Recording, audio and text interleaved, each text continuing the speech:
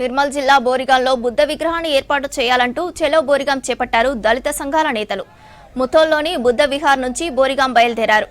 దళిత నేతలు పెద్ద ఎత్తున తరలి రావడంతో పోలీసులు బారికేడ్లు ఏర్పాటు చేసి వారిని అడ్డుకున్నారు. దీంతో బైన్సా నిజామాబాద్ జాతీయ రహదారిపై బైఠాయించి రాస్తారోకో చేపట్టారు నేతలు. బోరిగాంలో బుద్ధుడి విగ్రహం పెట్టకుండా ముథోల్ ఎమ్మెల్యే వర్గం అడ్డుకుంటుందని వారు ఆరోపించారు. జిల్లా కలెక్టర్ రావాలని, విగ్రహం ఏర్పాటుపై హామీ ఇవ్వాలని డిమాండ్ చేశారు.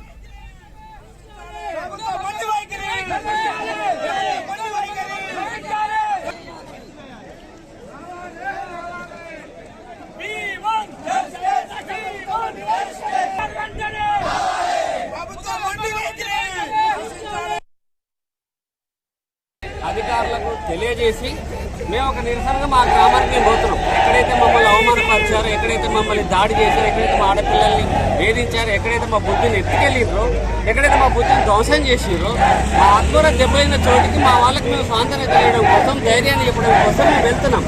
మేమందరం దళిత సంఘాలు ఉన్నాం, మహిళల సంఘాలు ఉన్నాం, ప్రజా సంఘాలు ఉన్నాం, బుద్ధిస్టులో ఉన్నాం. ఎన్నో ఏళ్లుగా శాంతియుతంగా పోరాటం చేస్తున్నటువంటి దళిత సంఘాలని ఇంత పెద్ద మంది పోలీసులు ఇక్కడికి ఎందుకు వచ్చి అడ్డుకున్నారు?